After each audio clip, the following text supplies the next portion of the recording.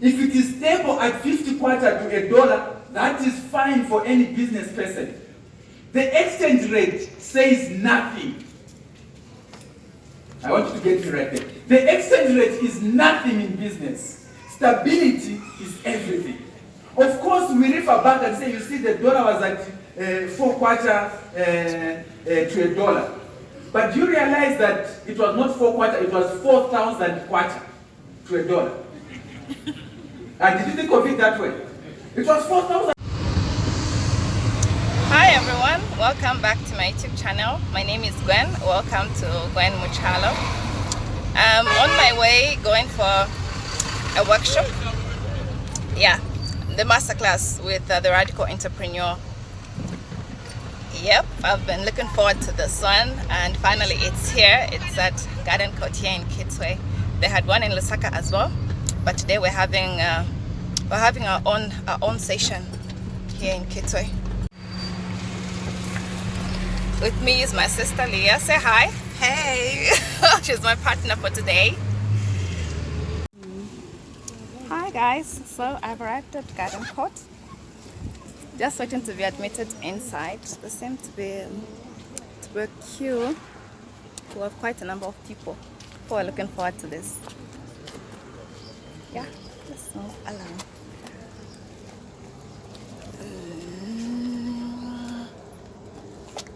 You can see a few. Yeah, I see the long queue. Okay. What does it do?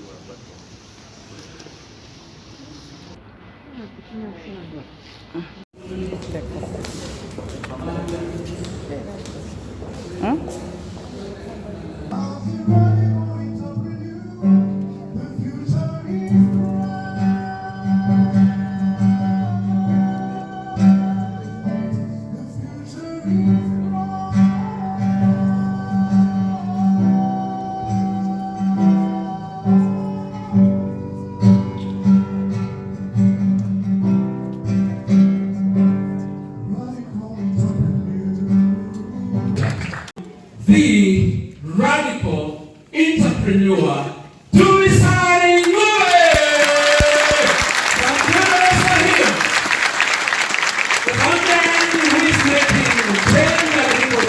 And that must change. You knock at an office, after knocking, the person inside says, come in, you're walking in, and the first thing, sorry. Sorry for what? No, sorry for what? No, if you do that question, we are too apologetic. You see, if you are to make an impact, we need to be aggressive. Where we are headed to is not a joke. It's a totally different league. It's a totally different game. And I want to charge you that it is time to be aggressive. Time to push super hard. And I thought of bringing this to your attention as I get down to you. So this was the African view. Then let us take it to the Zambian view so that you just country. Every country globally, the biggest buyer is the government. Every country, the biggest buyer is the government.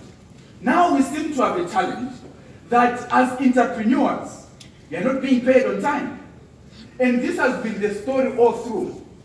For many of the entrepreneurs around, we have gone down because of not being paid. I have so many examples.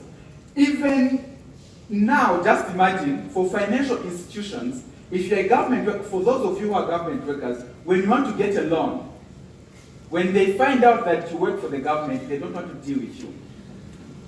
Who has witnessed that here? Oh, you may be scared to say that. They don't want to deal with you for a simple reason. When funds are deducted, they are not remitted to the people that, those that remitted the funds. So then that poses a challenge.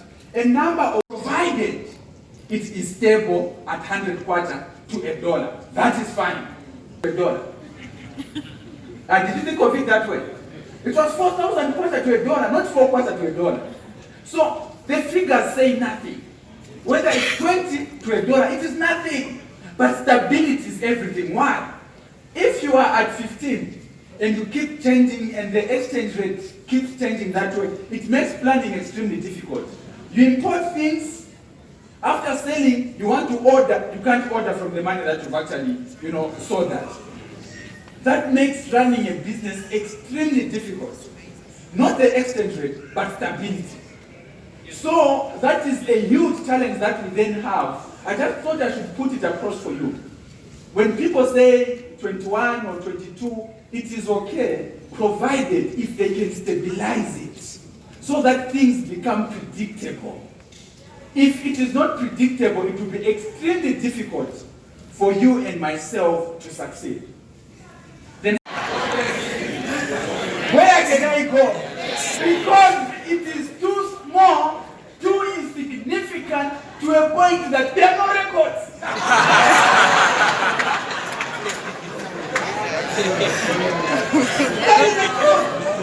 That is the truth. Check on Google now. Check for the GNP of that. You will not find it for a simple reason. We own nothing. The mines are not ours. The farms are not ours. In Chisamba, most of the farmers, those are not ours. The manufacturing industry is not owned by us. We own, the banks are not ours. We own nothing except NRCs. We need a paradigm shift. As Nabota's country. Continue in this trajectory. Things have to change. And it takes yourself and myself. The future of this country is dependent on you and myself. So we need to own up and realize that we are the ones. The people that Zambia has been waiting for, it is us. Not anyone outside this. Because you see, even attending an event like this, it already shows where we stand. So, the future of this country is on us. Or maybe let us move from the Zambian view and get to the personal view. Why are some the wealth would go back to those who were successful in no time? And it's for a simple reason. The decisions we make and the way we run our things. The money would still go back. Because you see, you spend money on a daily basis. Just being alive is an expense. Just breathing is an expense. Going to sleep, you wake up in the morning, you woke up this morning, the first thing you did, you brushed your teeth. There's a cost there. You are using Colgate, which you have to pay for. You ate in the morning, there's a cost there. You have to pay for it. You moved here, there's a cost, there's fuel. So just being alive is a cost. It's only that maybe here you can go to the toilet for free. But, yeah, you know. December. But, just keep quiet if you have nothing to say. So even the issues of COVID will expire. Now, here's the thing. In March this year, there was an accident. Our failure to own up. There was an accident between a Rosa bus and a truck by Southgate. What happened was, there was a truck by Shan that was parked on the road. They labeled the road pretty well, that there was a breakdown. Then the truck from Southgate tried to overtake so that, it could get in front of that truck. So it moved in this other lane. Now, on the other hand, there was a Rosa bus coming. Now, you see, we have this thing of saying, no, I am right. I'm the correct one. So when the Rosa bus was coming, of course, they collided. But investigations indicated that both drivers, given by Rata, that both drivers did not employ what is known as defensive driving. Because they flashed at each other. So for the truck, in his thinking, he's supposed to be thinking, this is a truck. The bus driver is also thinking, this is my way. So let us go. And they found themselves in that accident. It is for a simple reason. You see, we don't own up. We don't own up. It is like I have been unfairly treated. You see, the economy. We fail to own up on anything, we have everyone else to blame, like I said, except yourself. You see, failure to own up is what has brought a number of people down. Being made, then the guy is still saying, okay, so now you want to hammer and you just finish him, you go your way, but your heart somehow says, but what if it is true, it wake up? so then you hold on.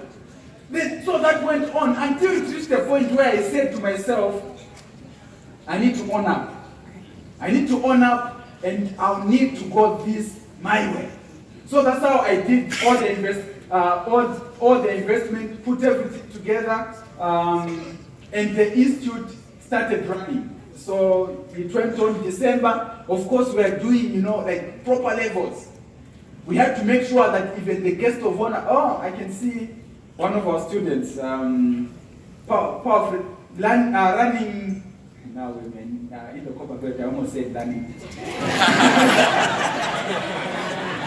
She's doing phenomenally well in Chilabongwe. You need to realize that Mawere, who was making $200 million a year, in our Zambian setup, there are very few companies that hit $100 million per year. I just wanted to put it to context. Very few companies that hit $100 million a year. You can talk of Zambia Sugar, that is one of them. And just to put it to record, so that maybe you may be thinking and rethinking, Trade Kings doesn't hit that much. It doesn't hit $100 million. So you know.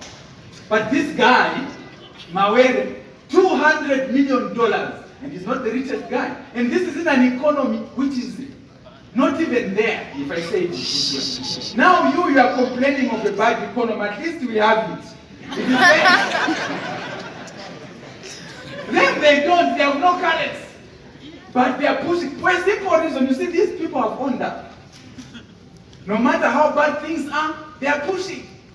So let us move from this issue of pity party and whatnot. And what you need to do is, you do what is known as the radical mutational plan. And by the way, this is not from any textbook. So it says radical. Anything you see radical is from me. Yeah. But I'm not a professor. Radical mutational plan. So you see, the things that cause diseases are part. You saw value, and because of the value, you bought a ticket, and you are here because you believe I have some value, right? Yes. So now this is extremely important for you in your field. Of course, we'll be getting on how you can then work on your values. So building on yourself and adding value on yourself should be your daily agenda. Every day, your agenda is very simple. How do I add value on myself? How do I improve on myself? You see, it is not about working hard in your business or working hard at your place of work. What is important is working hard on yourself. Because you see, you can change businesses, you can change a place of work, you can change all these things. The only constant thing is yourself. So if there's anything that you need to add value on, is yourself. And that should be your daily agenda. And I have done this. Now I'll quickly share with you it and network. There are people that are doing phenomenally well. The man who is an MC here is a branch manager. These are places where you network from. So adding value begins by networking. Now for you to network very well, you also need to have value. Of course you say, no, your network is your network. What are you bringing to your table yourself? That's the starting point. No, me, I want friends that can do. You, what are you bringing more so? Not when you're having conversations, intellectual conversations, all you can say, you know, right? Yeah, I concur. What value are you bringing to the table? You choose the route that you want to hit, you position your gun. You want small one or you want the big one, but very few of those. So people invest in businesses that have value, not the owner who has value. So how you do that, you transfer your value to the business. How you do that is beginning to shed off certain responsibilities in the running of your business. And this leads to the thing of working in versus working on the business. Working in the business is when you're involved in the day-to-day running of the business. Everything, invoices, delivery, everything, you know everything and you do everything. You are working in the business. So it is important when you're starting, it is important for you to work in the business for a simple reason. As you work in the business, it will give you an opportunity to know the business inside out. Once you've known the business inside out, begin shedding off. Let the delivery of stuff be done by someone else. Let this be done by someone else. You are shedding off responsibility and you are moving towards working on the business. Then it is extremely important that you then move out of the business. When you move out of the business and you begin working on the business. Now, there is no business that can grow beyond a certain level if the owner works in the business. It can never grow. It will remain at the same level, it will remain a very small thing. So if certain sales that were made after I left the company were much more than I made when I was in the business. So work in, then move out, then work on the business. Again, don't start by working on the business from the onset. The number of us that want to start the business and want to start by pointing what you have nothing. So you can't start by working on the business. In everything that you do, make it your daily agenda that you keep adding value to yourself. Make it your daily agenda. Then as I sit down, I want you to know this. When a plane is about to take off, the plane is about to take off, it leaves where it is parked and gets on the runway. As it gets on the runway, it will get on the main way now, the takeoff way. When it gets on that way, it will begin changing the speed. As it changes the speed, it will reach a speed which is called V1. It will reach a speed which is called what? V1. At the speed of V1, the pilot cannot abort the flight. Once the plane says V1, the pilot cannot abort the flight. The flight must take off. Even if you saw fire on the engine, you still have to take off. You take off, go around, come down, and land. At the speed of V1, the pilot, it is illegal, a criminal offense, to abort a flight at that level. In fact, the plane itself cannot just allow it. V1. Now V1 is the speed of no return.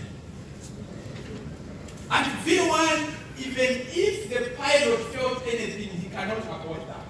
And that is the speed that I want you to remember. Forget about the things that you failed in the past. Forget about the things that you have been disadvantaged on in the past. Forget about the losses that you have had in the past. Forget about COVID.